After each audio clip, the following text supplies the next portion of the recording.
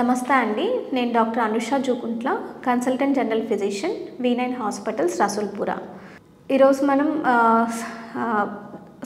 Summer వస్తుంది కదండి. దాని గురించి అసలు సమ్మర్లో ఎటువంటి ఇబ్బందులు మనం ఫేస్ చేస్తున్నాము, దానికి తీసుకోవాల్సిన ప్రికాషన్స్ ఏంటి, దాని గురించి మాట్లాడుకుందాం. సమ్మర్ అంటే ఏంటంటే బయట ఉష్ణోగ్రతలు అనేవి ఎక్కువగా పెరిగిపోతూ ఉండడం.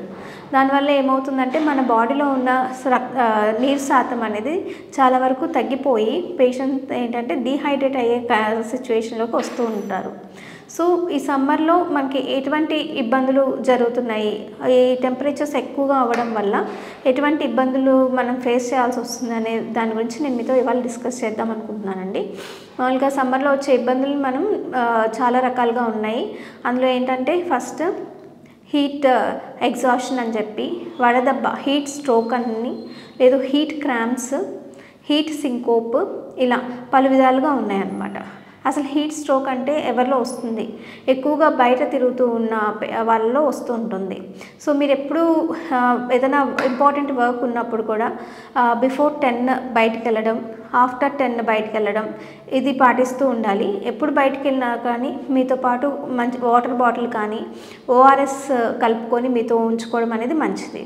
అదే హీట్ ఎగ్జాషన్ అంటే ఎవరైతే బయట పని చేస్తుంటారు, లేబరర్స్ అంటారు, అంటే ఎక్కువ కన్స్ట్రక్షన్ ఫీల్డ్లో ఉండడం, లేదు అథ్లెట్స్, ఎక్కువగా ఆడుతూ ఉన్న వాళ్ళల్లో ఈ హీట్ ఎగ్జాషన్ అనేది వస్తూ ఉంటుందన్నమాట.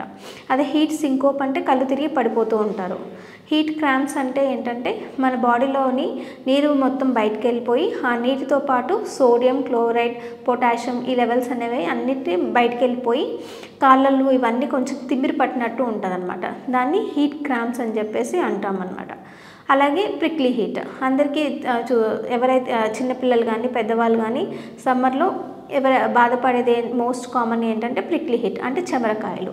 సో దీన్ని నివారించడానికి ఏంటంటే పొద్దున సాయంత్రం బాత్ చేయడం, మాయిశ్చర్ లేకుండా పౌడర్ తోటి బాడీ మొత్తం కవర్ చేసుకోవడం, ఏదైనా పని ఉన్నప్పుడు కాటన్ దుస్తుల్ని ధరించి బయటకు వెళ్ళడం, గొడుగులని యూజ్ చేయడం, క్యాప్స్ని యూజ్ చేయడం కానీ, లేదా ఎక్కడన్నా కొబ్బరి బొండం ఉన్నప్పుడు ఎక్కువగా వాటర్ తాగడం కానీ, వీటిని పాటిస్తే సమ్మర్లో వచ్చే మన ఇబ్బందులు అరికట్టిన వాళ్ళం అవుతాం.